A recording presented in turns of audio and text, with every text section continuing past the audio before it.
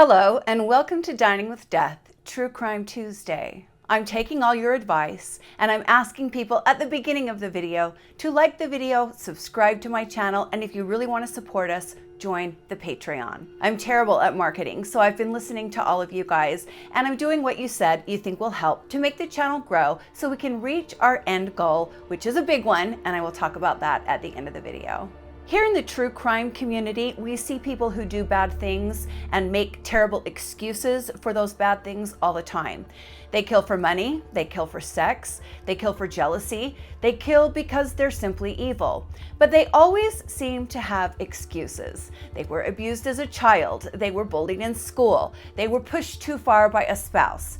And what we like to do here on Dining with Death is focus on the conversation as to why some people who were also abused as a child, bullied in school, or pushed too far by a spouse go on to live incredibly successful and productive lives, while others turn into monsters. People who do bad things always seem to have excuses, but the excuse in today's story is a doozy. This is a story about some vile men and a woman who got caught up in their delusions of grandeur, and she paid the ultimate price. While researching this story, I also came upon one of the most shocking updates that I've ever discovered, an update that I've never heard anyone discuss when talking about this particular story. So of course we're going to delve into what I found. It's quite something. This entire story is quite something. This is the story of Brian Trimble and Blaine Norris and the murder of Randi Trimble. This is the story of the horror movie Murder. I'm your host, Stacy Lee. Let's get into it.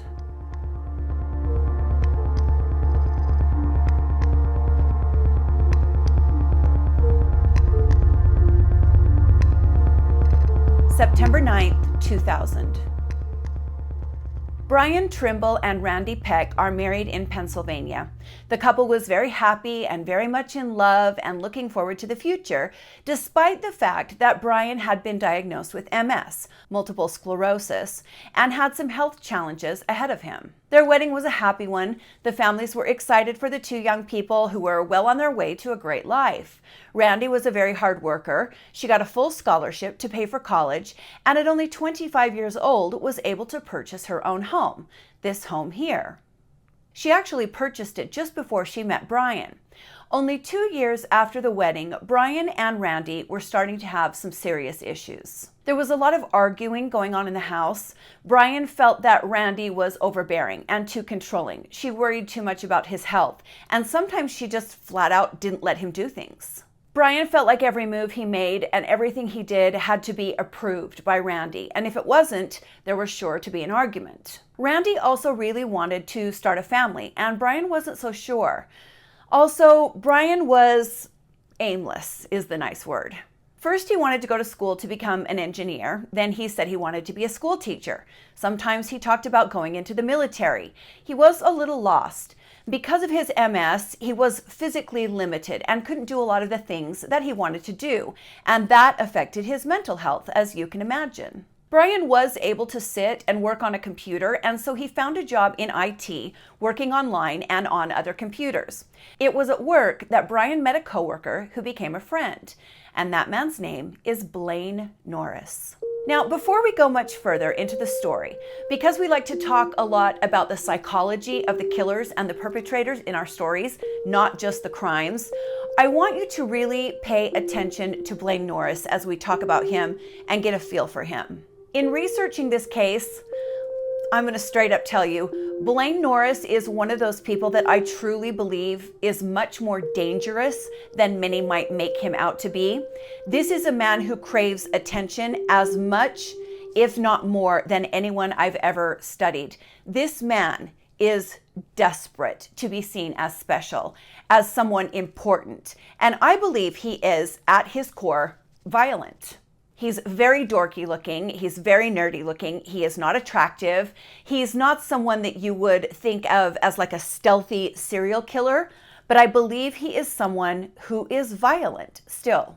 I think this is someone who lived in his head and really lived in a fantasy world. And as we've seen so many times before, Killers often live in their heads and often have fantasies, but a lot of them take it to that next level. And I think if Blaine Norris hadn't have had such a bad turn of events, he may have become a serial killer.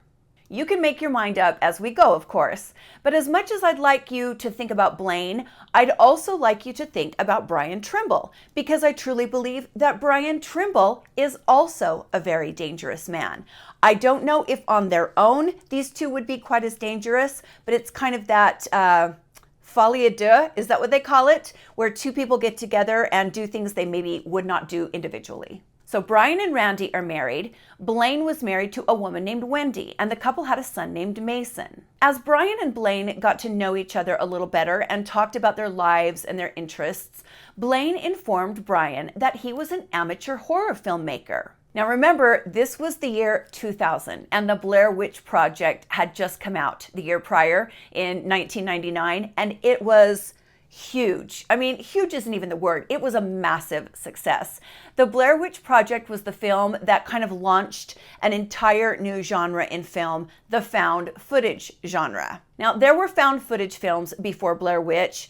I think of Cannibal Holocaust, and then there was another film called The Connection. There was a couple of others as well. But Blair Witch really exploded and kicked off this new film genre.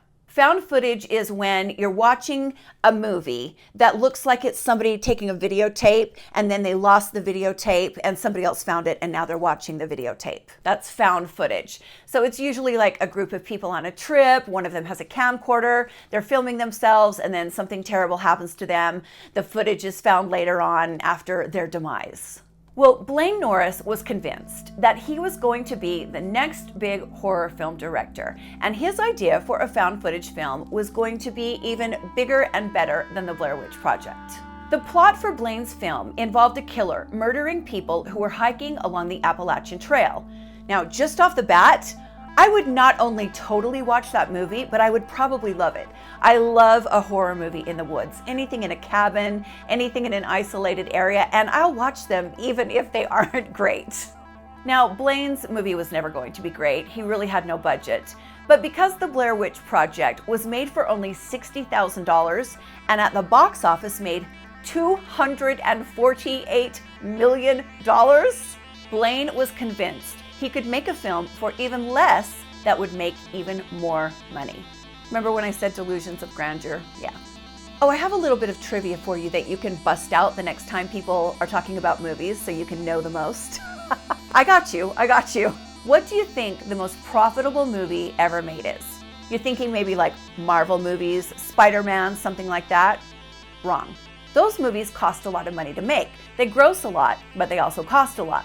The most profitable film made to date, now in 2023, is Paranormal Activity, the original film. Does that surprise you? That film was made for only $15,000 and it's made hundreds of millions of dollars. It came out in 2007, years after the events we're talking about today. But suffice it to say, the found footage film genre is a really big deal and you can make a lot of money.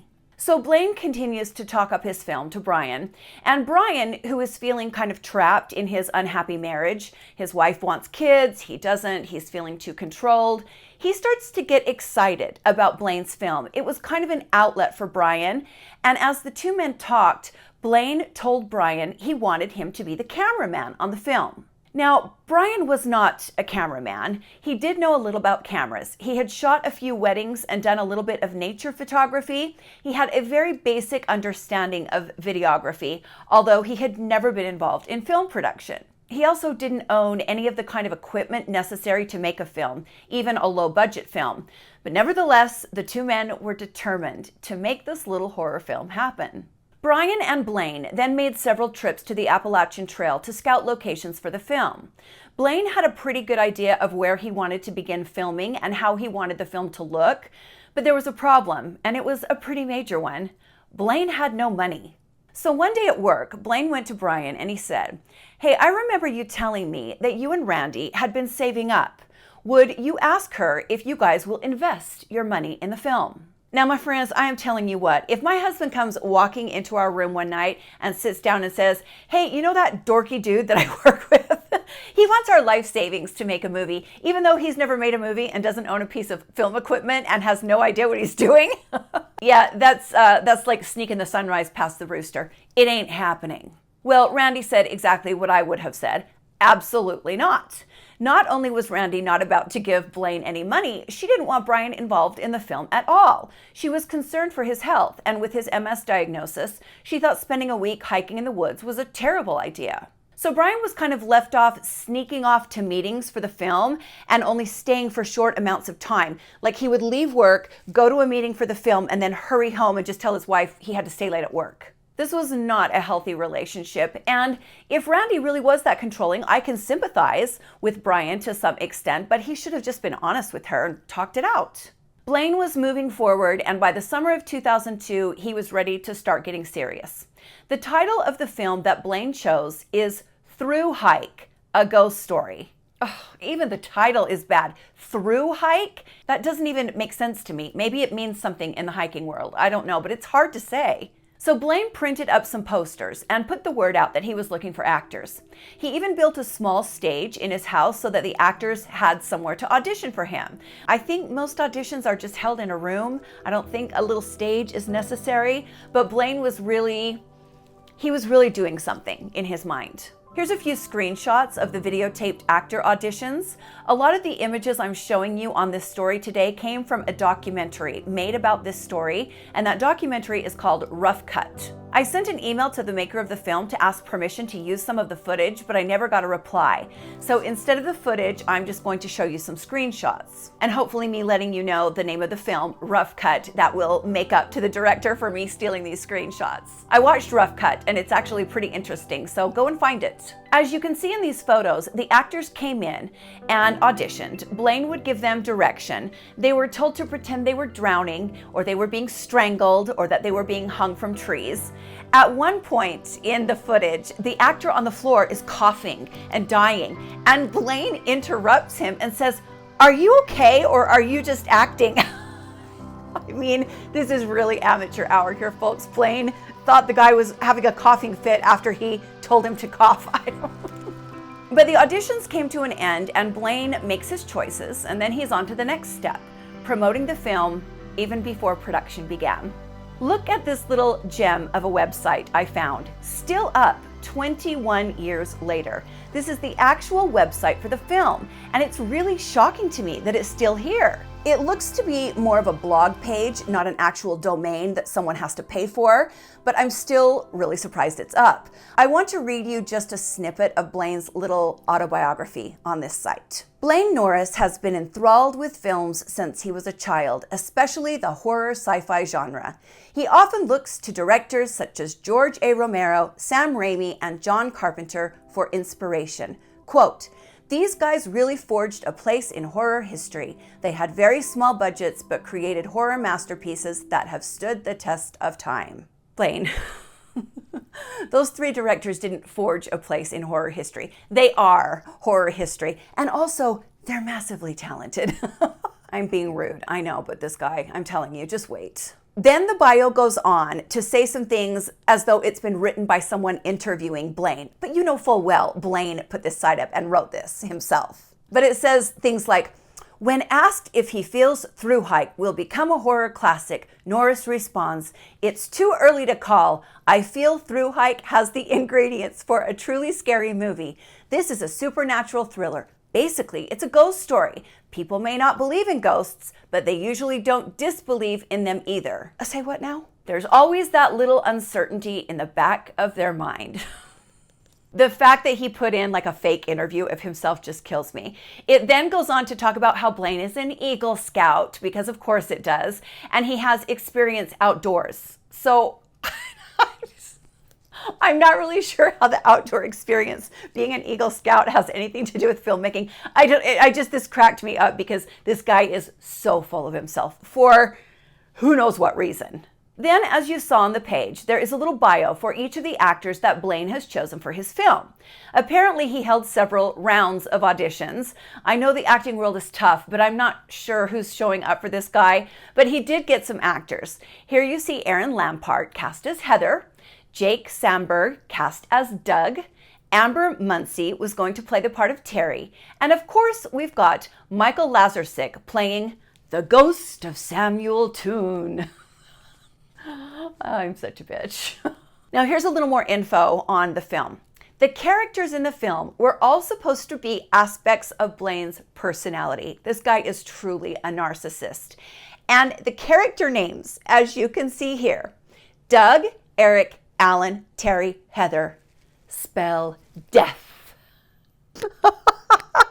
He really thought he did something with that, right? He was just like, that is so cool. That's like such an Easter egg.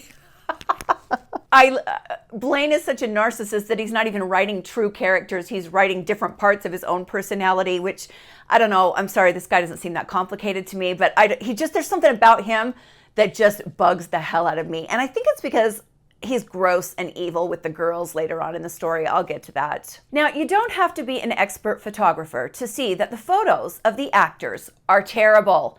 These are not professional looking headshots. They're not even decent headshots. And who took them? Who was the photographer? Brian Trimble. After seeing how bad the headshots turned out, some of the actors went to Blaine and they were like, wait a minute, this guy is our cinematographer. He's got no idea what he's doing. And it's at that point that they kind of start to realize they might not be aware as to what they've signed up for here. The plot of the film was exactly as you'd expect. 5 hikers on the Appalachian Trail are being terrorized and murdered by a ghost. This is not groundbreaking stuff, but Blaine was determined to make it work. And again, the premise isn't bad. I'd watch it. I've also spent about 4 hours in the last few days watching weird German documentaries buried on YouTube, so maybe don't use me as a focus group if you're looking to make a blockbuster, is what I'm saying. Blaine began obtaining credit cards, and before long he had racked up over $20,000 spread out over several of the cards. That's about $35,000 in today's economy. So, I mean, no one can say that Blaine wasn't dedicated to this project and willing to do whatever it took to make it happen. But therein lies the problem. He would do whatever it took. Randi then found out Brian was still somewhat involved in this little film project, and she put her foot down, telling Brian he was not going on the week-long trip to shoot the film, and that Blaine would have to find a new cameraman, which Blaine did. So now the actors are hired and the scripts are written, and this little group of amateurs packed up and headed into the wilderness to begin filming a movie that would become very well known for all the wrong reasons. August 2nd, 2002. The first day of filming was a disaster. The camera Blaine had purchased kept malfunctioning. Well, that was according to Blaine. It's also very possible that it was too complex and it was being operated incorrectly. Then Blaine realized he didn't know how to sync audio up to video, which is just, that is wild to me. That is definitely something he should have known how to do.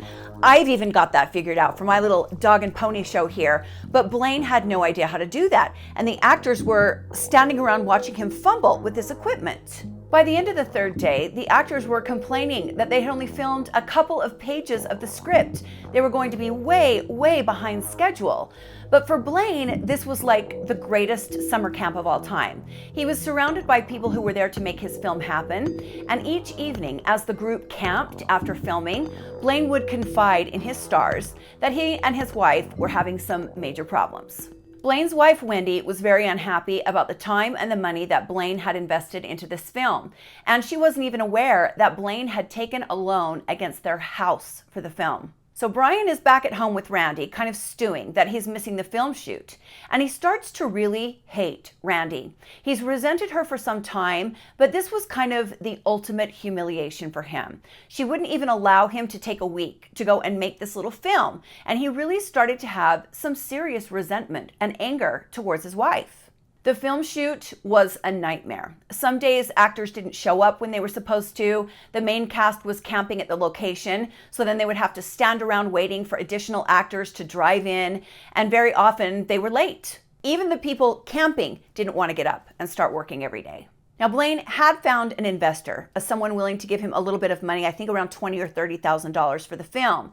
But then Blaine and this investor started having arguments. At one point, Blaine bluffed and said, go ahead and have your money back. He didn't have the money to give back, but the investor then said, well, no, go ahead. I want to see the film get made. So Blaine's having all these arguments in the middle of the day while they're filming, and then the main actress, a woman named Robin, who was actually a professional actress, broke her wrist and she had to be replaced. This was a really big problem because Blaine had been hoping that having Robin attached to the film, someone who had actually been in a couple of films, would help with recognition. Well, now Robin was gone.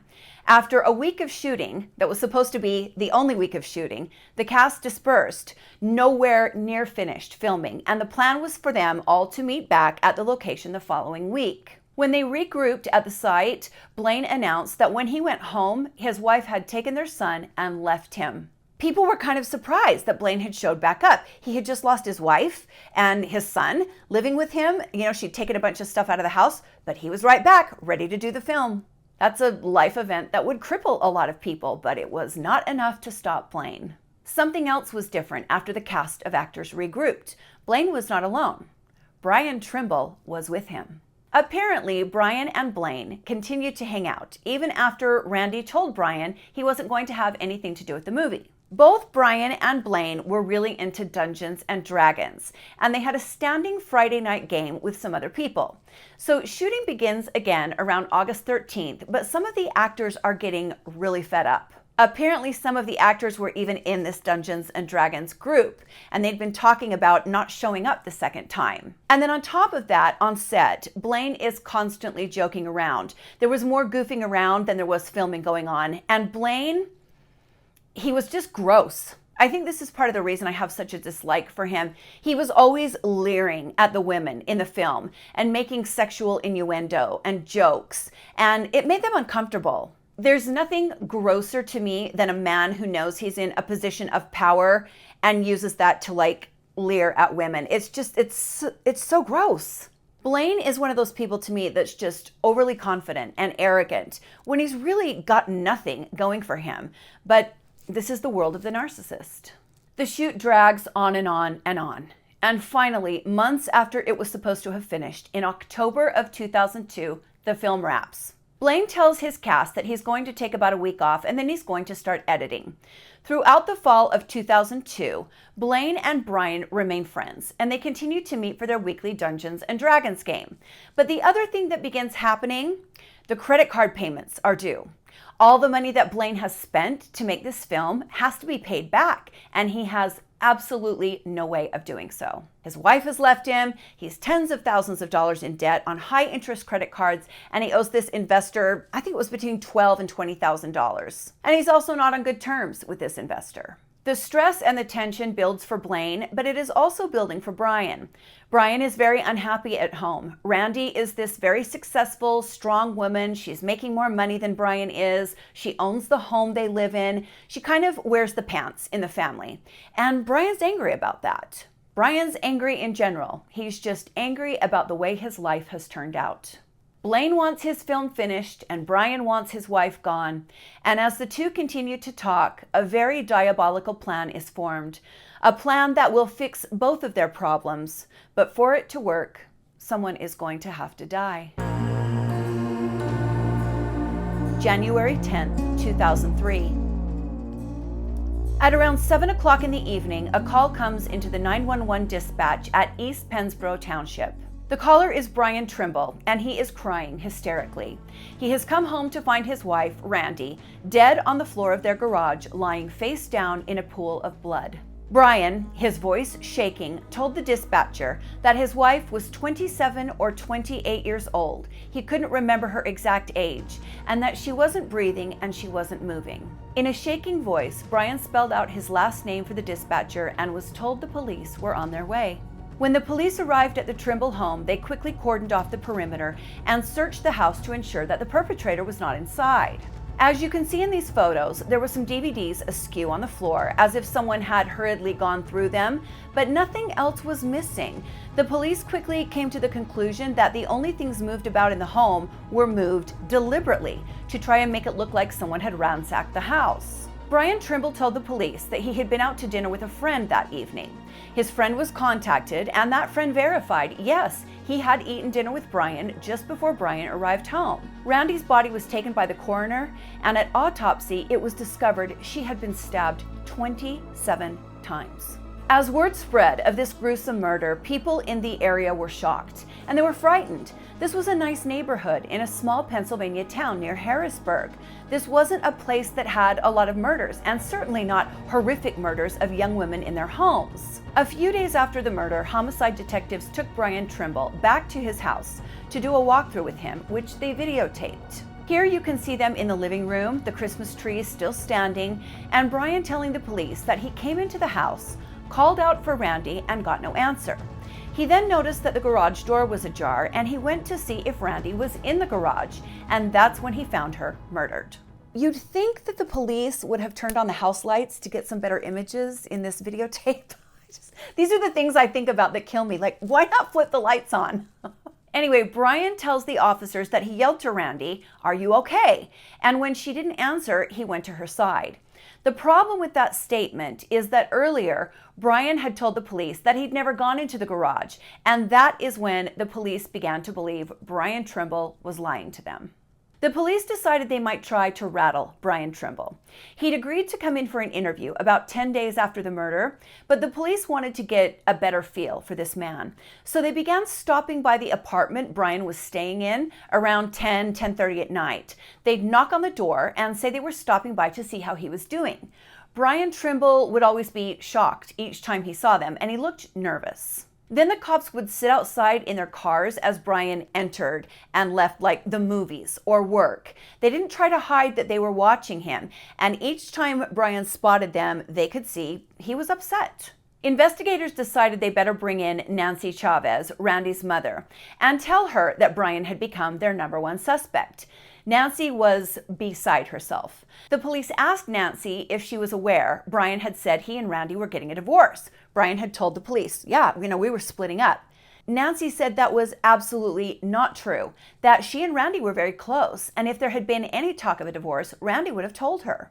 Then it came time for Brian's interview, and he showed up as he agreed to do, but almost immediately said he wanted a lawyer, and then he got up and left. The police continued to watch Brian. He made multiple trips to the stereo store, and each time he made large purchases for very expensive stereo equipment. He bought a very pricey new bed for his apartment, and as one of the police officers stated, he was spending money hand over fist. Then Brian got a girlfriend. Less than 2 months after his wife had been murdered, Brian Trimble was out on the town, partying and dating, and acting like he didn't have a care in the world. Where are these types of guys finding these women? I am baffled. The police were getting nowhere, and so they asked a judge for a warrant to wiretap Brian Trimble's phones. The judge allowed it, and for the next 90 days, the police listened to just about everything Brian said on the phone and in his home. Blaine Norris? He was right there with Brian, only it wasn't as easy for Blaine to get girlfriends. So Blaine joined a local swingers club where you could pay a membership in order to have sex with other members. Most of them were elderly. The documentary I told you about earlier, Rough Cut, shows an interview of 2 of Blaine's friends. They're just as dorky as he is, and they kind of laugh and say very derogatory things about the types of women that Blaine was having sex with. It's just, I get the ick. For most of 2003, nothing happens with the movie. And then in November, the cast members get an email from Blaine saying he's sorry for the delays and that he's finally feeling mentally strong enough to work on the film again. Blaine then began editing the film, and often the cast members would go to Blaine's apartment to help him edit. This is Blaine's apartment. As you can see, it's a mess. It looks like a very nerdy teenage boy lives there. There's lots of computer gear and music gear, and then there is this wall of weapons. Apparently, just after moving into his new apartment, Blaine went to a medieval Renaissance fair and bought all of these different kinds of weapons and hung them on the wall of his apartment. Now, I know some people are into weapons. Sometimes it's weird and sometimes it isn't. In this case, weird. Every time one of the cast members goes to Blaine's house or gets an email from him, Blaine is telling them, "There's just a lot going on in my personal life right now, and I'm very stressed out." They assumed it was because Blaine's wife had left him and taken their child. Well, that wasn't it. But they had no idea that Randi Trimble, the wife of Brian, who they barely knew, had been murdered. Not all of the actors lived in the same area, and even though it was in the news, not everybody knew about the murder. Blaine did tell some of the people on the cast that a man he worked with was suspected of killing his wife. For weeks, the cast members believed this was causing the stress that Blaine was talking about, but then Blaine dropped a bomb. One day in his apartment, he told some of the cast members, "You know, all of this editing might be for nothing." When they asked Blaine why, Blaine replied, "Because I'm being questioned in the murder of my coworker's wife." The cast members of the film were shocked. They hadn't heard anything about this and didn't even know Blaine knew Brian that well. Apparently, the police had simply been questioning everyone in Brian Trimble's life, and so as part of that process, they had spoken with Blaine Norris. The day after they spoke to Blaine, they got an email informing them that Blaine had retained an attorney, and the police thought, why of all of the people we've spoken to would this random coworker need an attorney? And that's when they started looking into Blaine Norris. They found out he was an amateur filmmaker, and they found out he was deeply in debt. They began to watch Blaine Norris a little more closely. They located a woman that Blaine Norris was supposed to have dinner with on the night of Randi's murder. This woman told the police that Blaine was more than an hour and a half late for dinner, and when he did show up, he seemed nervous and anxious. Then this woman told police something else. Blaine Norris was obsessed with the murder of Randi Trimble. It was all he talked about. This woman said every time there was a TV nearby, Blaine changed the channel to the 24-hour news station to see if they were saying anything about the murder. He got online and looked up Randi's name and murder multiple times a day. It was constantly on his mind. Then, for whatever reason, Brian Trimble decided he wanted to speak with the police. One of the officers decided to really go hard on Brian, and he said, either you had nothing to do with Randi's murder or you had everything to do with Randi's murder. The officer said Brian got very quiet, and then the officer asked Brian to hand him some documents. As Brian picked up these papers they'd been looking over, his hand was trembling. And at first the officer assumed it was because Brian was upset, but then he caught a glimpse of Brian's eyes. Brian wasn't upset, he was furious. He wasn't shaking because he was distraught, he was shaking because he was angry. That spring, a letter was sent to the media. It said, in part, "I am Randi Trimble's killer. Since the police haven't talked to me, I know they're barking up the wrong tree." And the letter was signed Trooper. I mean, taking a playbook out of the Son of Sam thing. The police pretty quickly realized this was an attempt to try and get them to go off of Brian and Blaine and onto somebody else. The anonymous letter also called the local police bumpkins and said they would never find the writer of the letter. Then it claimed that the police were looking at Brian because of an old grudge. They bring Brian in again, and this time he shows up with his mother. The police then pulled out a list of inconsistencies in Brian's statements, and as they did so, Brian's mother became very unsettled. She kept looking at Brian as if she wanted to ask him questions, but she didn't. And then Brian asked if his mother would leave the room. When she did, one of the officers said, "You didn't kill your wife, did you?" And Brian answered, "No." And then the officer said, "But you planned it, didn't you?" And Brian said, "Yes." The officer said, "Who killed your wife, Brian?" And Brian replied, "Blaine Norris." Brian Trimble was arrested and booked and immediately began asking for a deal. He said if they would take the death penalty off the table, he would tell them the whole story. A new attorney was assigned to Brian's case, and the negotiations began. For over 8 hours, Brian sat and wrote out his confession. It was long and it was detailed. He seemed relieved to be getting this off of his chest. In his confession, Brian says, "I couldn't put Randi through the pain of a divorce." The police officer later said he had to stop himself from shaking Brian and saying, "You couldn't put her through the pain of a divorce, but you don't care if someone stabs her 27 times? The police then asked Brian if he was the one who wrote the letter to the media. Brian said, "No, that wasn't me." The police believed him. Brian Trimble was a broken man. At the time of his arrest, he had $4 in his bank account, and he probably thought going to jail was going to be easier than cleaning up the mess he'd made of his life. When they go to arrest Blaine Norris, Blaine has a package of frozen peas on his crotch.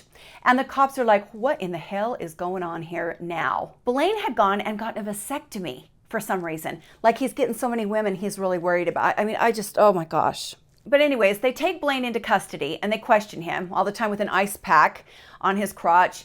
And you can see in Blaine's apartment after the police go in, these photos that they take, massive amounts of guns and ammos and weapons in the house. We see this a lot. Blaine had even purchased a sniper rifle. The police went through Blaine's computer and found footage of through hike. He sent out an email to the cast members telling them that he'd been arrested. And then the police found a receipt from Kmart showing some items that were sold on Blaine's credit card. You know, it was like a murder kit, gloves, boots, a hoodie, a t-shirt, a gas can. I mean, this guy's just a buffoon. I guess when they went to put the handcuffs on Blaine, he actually passed out. They had to catch him because he fell. But again, he was in custody. Both of the men went on trial, and they told the jury that they needed the money from Randi's life insurance policy to finish the film. This woman was murdered for this terrible film that was never going to make any money. Now, I told you I had a weird update, a shocking update to this. Blaine Norris has found God in prison.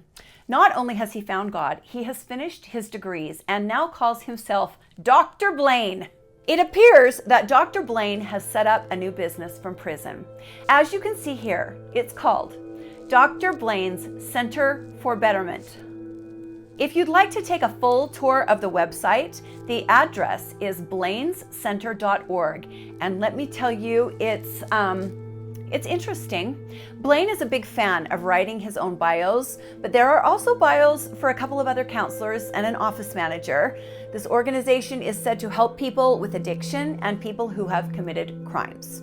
I checked on the last time the website has been updated. It's been a couple of years, so who knows if Blaine is still working on Dr. Blaine's Center for Betterment. This guy certainly has a high opinion of himself, and the word delusional doesn't quite cut it. He is out there. I found Brian Trimble very easily on an inmate search. He is currently 47 years old and is housed at the Benner Township facility. I found Blaine as well. He is now 45 and at the Somerset facility. Neither of these men will ever leave prison. They will sit for the next 30 to 40 years in prison, rotting and waiting to die. These two vile people took the life of an innocent, successful young woman who had a lot to offer the world just so they could finish an amateur horror film, the story of a ghost killing hikers in the woods. Instead, their real lives became a horror film, and as we are all painfully aware, it's never the ghosts you have to be afraid of, not when there are real-life monsters around us at all times. Thank you for joining me today on Dining with Death, True Crime Tuesday. Hit the like button if you liked the video, subscribe to the channel if you want to see more from me, and you can join my Patreon. You will help support the channel, and at the end, we have a big goal. We would like to raise money to donate to police departments that have cold case DNA in storage that cannot be tested because there's no money to test it. We want as much of that DNA tested as possible so it can close the case it's associated with, and so that perpetrator's DNA gets in the system in case they have committed other crimes. If you join Patreon for $1 or $2 a month, if that's what you want to give, you help keep the channel alive, and eventually we will reach our goal. I sure appreciate you spending a little bit of your day with me today. Your support means the world. Stay safe, my friends, and be kind to each other. And I will see you next time on Dining with Death. Bye.